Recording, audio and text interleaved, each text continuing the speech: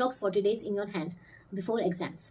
तो बहुत इंपॉर्टेंट हो जाता है कि आप ये जो 40 डेज में करोगे, जो भी आपकी एक्टिविटीज़ रहेंगी, अप्रोच रहेगी, वो आपका इम्पैक्ट डालेगी आपके CS फाइनल एग्जाम्स में। ठीक है, फाइनल बोले तो जो आपके मेन एग्जाम्स हैं उसमें। अब आपको कुछ चीज़ों का ध्यान रखना है, तो वो क्या क्या, वो ध्यान से सुनते जाओ। यहाँ पर उन बच्चों की कोई जगह नहीं है जिन्होंने अभी तक पढ़ाई स्टार्ट नहीं करी है, बिकॉज मैं उनको रिकमेंड करूंगी सीधे से सीधा कि गो फॉर जून 25 अटेम्प्ट। तो जो बच्चे ऐसे सोच के बैठे हैं कि मैम 40 दिन में कुछ ऐसा बता देंगे कि भाई हम अच्छे से मार्क्स से पास हो जाएंगे, तो भाई वो कोई नहीं कर सकता। तो वो बच्चे तो इस वीडियो को अभी बंद कर दें और जून 25 के लिए प्रिपेयर करना शुरू कर दें। अगर चाहो तो मेंटरशिप भी ले सकते हो, नीचे लिंक दे रखा है डिस्क्रिप्शन में। अब बात करते हैं जो स्टूडेंट्स थोड़े से सीरियस हैं, जिन्होंने अपनी प्रिपरेशन कर रखी है, जिन्होंने फर्स्ट साइकिल ऑब्वियसली उनका कंप्लीट हो गया होगा ऑफ रिवीजन। क्योंकि देखो, मैंने हमेशा अपने वीडियोस में, आप कभी भी पुरानी से पुरानी वीडियो ले लो, मैंने आपको हमेशा यही बोला है कि 3 साइकिल ऑफ रिवीजन आपके होने ही होने चाहिए। ठीक है, सो मैं यहाँ मान के चल रही हूँ, जो जिन स्टूडेंट्स को मैं अभी गाइड कर रही हूँ, कि उनका 2 साइकिल्स ऑफ रिवीजन तो हो गया होगा, नहीं तो एक तो पक्के से हो गया होगा। तो यू हैव आइडिया कि आपका जो भी एग्जाम्स में जितने भी ग्रुप्स हैं, पेपर हैं, सब्जेक्ट्स हैं, आपको उनके कंटेंट की इन्फॉर्मेशन होगी, प्लस आपका रिविजन हो चुका होगा। अब हमें आगे कैसे प्रोसीड करना है, जैसे मैंने आपको बोला कि ये बहुत क्रूशियल टाइम है। 40 डेज आप जैसा करोगे वो इम्पैक्ट करेगा आपके फाइनल एग्जाम्स में। तो हमें करना क्या क्या है, सबसे पहले, अगर अभी तक आपने अपना सेग्रीगेशन नहीं किया है सब्जेक्ट्स का, तो प्लीज़ वो कर लो।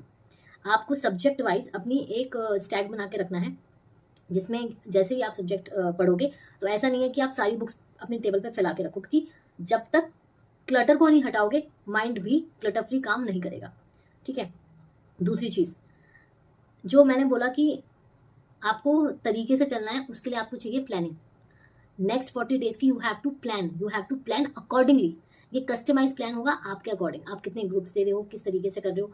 अगर अभी तक आपने मेरा 30 डेज का चैलेंज नहीं देखा है, तो वहाँ से भी हेल्प ले सकते हो। वहाँ मैंने आपको टेक्निक्स बताई हैं कि आपको किस तरीके से पढ़ाई करनी है। देखो, सबसे इंपॉर्टेंट क्या होता है ना, कि हम बातों बातों में रहते हैं कि अच्छा आज पढ़ना है, बस हमारे दिमाग में क्या रहता है, आज पढ़ना है, लेकिन हमें ये नहीं पता कि आज पर्टिकुलर क्या पढ़ना है, कल क्या पढ़ना है, और किस तरीके से हम अपने आगे चलेंगे। आज आपने कंपनी लॉ लेके बैठे हो, तो आपने कोई टारगेट सेट करा होगा ना, आपको 2 चैप्टर कंप्लीट करने हैं। तो ऐसा नहीं है कि आज टारगेट बनाया, कंप्लीट हो गया, फिर अगले का अगला देखेंगे, नहीं। आपको अपने लिए टारगेट्स बनाने पड़ेंगे, अगर 40 डेज को आपको अच्छे से यूटिलाइज करना है तो अभी आज क्या करोगे आप बैठ के, क्योंकि अब आपके पास 40 डेज है। और बहुत बच्चे सोचेंगे मैम 40 डेज कहाँ है, अभी तो 10 डेज अक्टूबर के हैं, फिर 20 डेज आपके उसके हैं दिसंबर के, और 30 डेज नवंबर के। देखो, वैसे अगर देखा जाए, वैसे अगर पर्टिकुलरली देखा जाए, तो आपके पास 60 डेज है, बट हम वो 60 डेज काउंट नहीं करेंगे, हम 40 ही काउंट करेंगे। बिकॉज ये जो 10 डेज हैं, ये आपके फेस्टिवल के हैं, ये चाहो मत चाहो आप 100% फोकस नहीं कर सकते हो। फिर जो आपके दिसंबर के 20 डेज हैं, उसमें आपका रिवीजन ही चलेगा, सिर्फ उस ग्रुप का जो आप देने वाले हो, मतलब ऑब्वियसली, लेकिन डे वाइज सेग्रीगेशन हो जाएगा। तो वो तो आप फाइनल काउंट कर लो अपने रिवीजन का, third final count of your revision. Plus आपके मॉक टेस्ट भी होंगे। जो जो स्टूडेंट्स हमारे साथ एसोसिएटेड हैं, approx 50 students are associated with us, जो मॉक टेस्ट के लिए एनरोल कर चुके हैं, तो उन लोगों का सारा फोकस जो हो जाएगा राइटिंग प्रैक्टिस पे हो जाएगा थ्रू देयर मॉक टेस्ट। तो बचे कितने, जो एक एक्यूमुलेटेड टाइम बचा आपका, वो 40 डेज बचा। ठीक है, 10 डेज उधर निकाल दो, 10 डेज इधर निकाल दो। अब आपके पास 40 डेज बचे अपने पूरे को पूरे अच्छे से कॉन्सेंट्रेट करके रिवीजन करने के। सही बोल रही हूँ ना, गलत तो नहीं बोल रही? कमेंट सेक्शन में बता देना अगर गलत बोल रही हूँ तो। सही भी बोल रही हूँ तो सपोर्ट कर देना। तो ये चीज़ें आपको ध्यान में रखनी है। अब हमें वो प्लानिंग कैसे चलनी है, पहले तो सेग्रीगेट करो अपना मटेरियल। देखो, जब हम रिवाइज करते हैं, आपने एक चीज़ देखी होगी, जब आप रिवाइज करते हो या आप लास्ट मोमेंट पे रिवाइज करके जा रहे हो और बाय चांस वही क्वेश्चन आपको आ जाता है, तो आप जब माइंड से रिकॉल करते हो, तो आपको वो इमेज बननी स्टार्ट हो जाती है कि अच्छा ये है, ये यहाँ लिखा था, अरे वहाँ क्या लिखा था, उस पेज पे क्या था। आप ऐसे रिकॉल करना शुरू कर देते हो। इट्स नॉट कि आप रटते हो, बट आप रिकॉल करना उस तरीके से स्टार्ट कर देते हो, इनकेस आपको बिल्कुल भी याद नहीं आ रहा है तो। वो क्यों होता है, और वो कब इजीली आप रिकॉल कर पाओगे, जब आप एक ही नोटबुक से एक ही तरीके से पढ़ोगे। जैसे कंपनी लॉ सब्जेक्ट की बात करूं, क्योंकि कंपनी लॉ अगर आप पढ़ाती हूँ मैं, तो कंपनी लॉ की सारी रिविजनरी क्लासेस मैंने ऑलरेडी अपलोड कर दी हैं, 1-2 बची होंगी।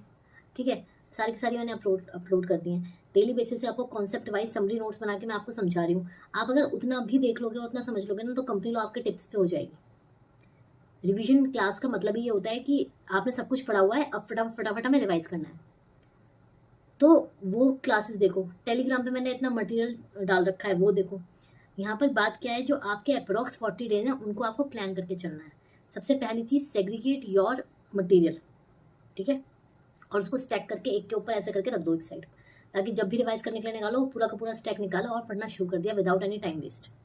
दूसरी चीज़, राइटिंग प्रैक्टिस।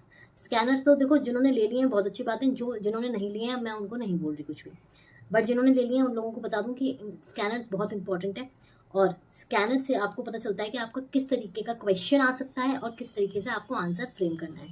ठीक है, ये हो गई बात आपके एग्जाम की, मतलब प्रिपरेशन की। ठीक है, राइटिंग प्रैक्टिस कर ली। मॉक टेस्ट के लिए बच्चे ऑलरेडी मेरे साथ एसोसिएटेड हैं, उनके तो मॉक टेस्ट मैं टाइमली कंडक्ट कराई दूंगी। बट अगर कोई और भी है तो please try to give mock test, क्योंकि राइटिंग प्रैक्टिस आपको बहुत हेल्प करेगी, और जब तक आप नहीं दोगे आपको इसकी रेलेवेंस, इसकी इंपॉर्टेंस समझ में नहीं आएगी, और आपके अटेम्प्ट पे अटेम्प्ट लग सकते हैं। तो अगर आपको ऐसा लगता है कि आपको राइटिंग प्रैक्टिस और अपने आप को इवेल्युएट करने की जरूरत है तो go for mock test. Now third चीज़ इंपॉर्टेंट, ये तो आपका सब हो गया एग्जाम से पहले। एग्जाम वाले दिन टाइम मैनेजमेंट का ध्यान रखना, और उसकी प्रैक्टिस कैसे करोगे अभी से। मैंने टेलीग्राम चैनल पर सेल्फ इवेल्युएशन टेस्ट का एक पीडीएफ डाला था, जिसमें कि आपके सीएस एग्जीक्यूटिव के सारे सब्जेक्ट्स के मैंने सेट ऑफ 5 क्वेश्चंस बनाए थे। अब वो 5 क्वेश्चंस बोले तो एक क्वेश्चन मान के आप चल सकते हो। ठीक है, आपको वो 30 to 40 मिनट्स में कंप्लीट करना है। तो ये होगी आपकी writing practice with time management. ठीक है, तो ये सारी चीज़ों का आपको ध्यान रखना है। अब ये जो 40 डेज है ना, इनको आप सेग्रीगेट कर सकते हो इन 10 डेज। 10 डेज पर सब्जेक्ट। 10 डेज अगर आपने पर सब्जेक्ट दिया, अगर आप एक ग्रुप दे रहे हो तो, I am not talking about students who are going to give both modules. I am just talking about the students who are going to give only single module. Single module में आपके 4 subjects हैं। 4 subjects मतलब एक subject को आपको 10 दिन देने हैं। अभी जो 10 दिन हैं उनका सेग्रीगेशन कैसे करोगे? फर्स्ट 3 डेज में you will take the chapters that are tough according to you, क्योंकि हर स्टूडेंट के लिए अपने अलग अलग चैप्टर्स टफ हो सकते हैं। पहला आपको वही सब्जेक्ट लेना है जो टफ है, उसमें से टफ चैप्टर्स लेने हैं और try to complete them in first 3 days. ठीक है, नेक्स्ट 3 डेज में आपको वही चीज़ें करनी है, ताकि वो जो टफ सब्जेक्ट है, टफ चैप्टर्स हैं, वो आप थोड़े से और नॉर्मलाइज कर सको, ताकि आपकी कमांड बन सके उन पर्टिकुलर सब्जेक्ट और चैप्टर्स पे। फिर जो रिमेनिंग आपके 4 डेज हैं, आप पूरा का पूरा सब्जेक्ट लेके रिवाइज करोगे, including your test writing practice, that is mock test. और इससे भी अगर आपका नहीं हुआ तो भाई आपको तो अगले जून में ही देना। 10 दिन से ज़्यादा अगर आप किसी सब्जेक्ट को कमांड करने में टाइम लगा रहे हो तो उसका मतलब आप ठीक से नहीं पढ़ रहे हो, आपके कॉन्सेप्ट्स क्लियर नहीं है। ठीक है, ये पूरा एक सिंक होना चाहिए एक पर्टिकुलर सब्जेक्ट के लिए। और इसमें एक बहुत ही इंपॉर्टेंट चीज़ ध्यान रखने वाली है, अगर मैंने बोला है चैप्टर सब्जेक्ट तो आपको वही टच करने हैं जो अभी तक आपने पढ़े हैं। अगर कोई ऐसा चैप्टर है किसी पर्टिकुलर सब्जेक्ट में जो आपने अभी तक टच नहीं करा है तो उसे भूल जाओ, अनटिल अनलेस वो बहुत इंपॉर्टेंट चैप्टर हो। ठीक है, अगर आपको ऐसे लग रहा है कि यार इसमें से हार्डली 2 या 3 मार्क्स का क्वेश्चन आता है हर बार, आपको टफ लगता है या आपको इरेलेवेंट लगता है तो छोड़ दो। कुछ भी नया टॉपिक, कुछ भी नया सब चैप्टर नहीं आपको उठाना है। आई बात समझ में? वरना उसी चक्कर में पड़े रहोगे और जो चीज़ें की हैं वो भूल जाओगे, वो दोबारा उस स्पेस में नहीं आ पाओगे कि आप सब कुछ समेट के रिवाइज कर लो। तो ये चीज़ आपको करनी है। अब आपको आज करना क्या है, आपको चारों सब्जेक्ट्स जो भी आपके होने वाले हैं ग्रुप में, उन सब का प्लानर बनाना है। उन सब का 10 डेज का प्लानर बनाना है ईच। जैसे कंपनी लॉ का 10 डेज का प्लानर। फर्स्ट 3 डेज में अगर टफ टॉपिक्स हैं, टफ चैप्टर्स हैं, कौन से करने वाले हो, वो सारी चीज़ें आप बना के रखोगे। ठीक है, ताकि जिस दिन से भी आप स्टार्ट करोगे आपको लगता है मेरे 40 डेज फॉर एग्जाम्पल 1 नवंबर से स्टार्ट हो रहे हैं। ठीक है, इतने और बाकी चीज़ें कर लो, मैं ये थोड़ी ना बोल रही हूँ कि कल से करो, वो सब आपकी कॉल है। रिजल्ट आना चाहिए बस, और कुछ नहीं है। आप अभी करो, कल से करो। और अगर इसमें भी समझने में कोई दिक्कत हो रही है कि ma'am still we are not getting you, कि आप क्या बोलना चाह रहे हो, तो आप मुझसे पर्सनली कांटेक्ट कर सकते हो। लास्ट में समराइज करके मैं आपको एक चीज़ बता दूं कि आपको करना क्या है। 40 डेज को डिवाइड करना है इन 4 सब्जेक्ट्स यू हैव। ठीक है, इससे क्या होगा, 10 डेज एक सब्जेक्ट के लिए आपको मिलेंगे। अब वो जो 10 डेज हैं उनका प्लानर बनाओगे। 10 डेज में आप किस तरीके से प्रोसीड करने वाले हो with the subject, that is second revision of your subject. ठीक है, इसमें फर्स्ट 3 डेज को अलग करोगे जिसमें कि आपको टफ टॉपिक्स करने हैं रिवाइज। नेक्स्ट 3 डेज को फिर सेग्रीगेट करोगे और जो लेस टफ हैं या फिर जो टफ हैं उन्हीं को अगर आपको और सही करना है, रिवाइज करना है, वो करोगे। और फिर लास्ट 4 डेज में 2 डेज जो हैं वो आप फुल सब्जेक्ट रिवाइज करोगे, और जो 2 डेज लास्ट में बचते हैं उसमें आप राइटिंग प्रैक्टिस करोगे, जिसमें कि आप मॉक टेस्ट दोगे। इससे सिंप्लीफाई कुछ नहीं हो सकता है। अगर आपने इसको फोकस्ड होकर चीज़ें करी, इम्प्लीमेंट करी, तो कोई भी आपको पास होने से नहीं रोक सकता है। ठीक है, मेरा नाम बदल देना, अगर आपने डेडिकेटली 100% इसमें दिया है तब भी आपके मार्क्स नहीं आते हैं तो आप में दिक्कत है कुछ। ठीक है। तो ये चीज़ें आपको बहुत सिस्टमेटिकली चलनी है, और इससे होगा क्या ना, आप विदाउट गिल्ट, जब आपने सेट बना लोगे टारगेट, इतने दिन का ये टारगेट है, ऐसे ऐसे चलना है मुझे, आप इंजॉय भी कर पाओगे। ठीक है, आप फेस्टिवल्स को भी इंजॉय कर पाओगे, आप 2-4 घंटे भी दोगे, सब चीज़ें उस तरीके से आपकी हो सकती हैं।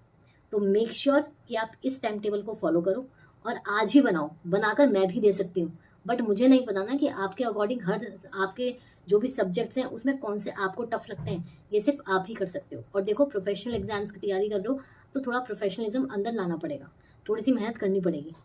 आपको क्या टफ लगता है, क्या टफ नहीं लगता है, वो सिर्फ आपके अकॉर्डिंग हो सकती हैं चीज़ें, कस्टमाइज्ड। ठीक है ना, मैं इन जनरल नहीं बोल सकती। इसलिए आज आपका टारगेट यही है, आधा घंटा निकालो और जो भी सब्जेक्ट्स देने वाले हो उसका 10 डेज का प्लानर बनाओ। अब बहुत बच्चे बोलेंगे ma'am we are giving both the modules, तब क्या करें? तो बेटा उसका आधा कर लो, 5 डेज कर लो। ठीक है, तो जो बोथ ग्रुप्स दे रहे हैं वो 5 डेज पर सब्जेक्ट कर लो और उसको सेग्रीगेट करो। First 2 days for tough subjects, then आपका एक सिंगल दिन बचा, उसमें आप फुल सब्जेक्ट रिवाइज करो, एंड लास्ट 2 डेज में आपका रिवीजन रहेगा through mock test, writing practice. ठीक है, तो मैंने ये भी चीज़ आपको इंक्लूड करके बता दी। अब आपकी कॉल है, अगर आपको अच्छे मार्क्स अचीव करने हैं, अच्छा स्कोर करना है, तो इससे best planner for 10 days, for 40 days, 10 days पर सब्जेक्ट नहीं हो सकता है। ठीक है, आपको लगता है कि मैम ने बहुत अच्छी बात बताई, हाँ इसके थ्रू हम अपनी प्रैक्टिस को एनहेंस कर सकते हैं, अपनी प्रिपरेशन को एनहेंस कर सकते हैं, तो लाइक करे बिना जाना मत। ठीक है, और सब्सक्राइब तो करना ही करना है। ठीक है, तो ऑल द वेरी बेस्ट। और हाँ, continue to see the revision classes, जो कि अभी 2-4 पेंडिंग है, वो कंप्लीट करके हमारा कंप्लीट और पूरा रिवाइज हो जाएगा। ठीक है, कोई डाउट हो, कोई परेशानी हो तो feel free to ask me. Telegram पे भी अवेलेबल हूँ, इंस्टाग्राम पे भी अवेलेबल हूँ, सारे लिंक्स मैंने आपको डिस्क्रिप्शन में दे रखे हैं। ठीक है, so bye bye, take care and happy festivals.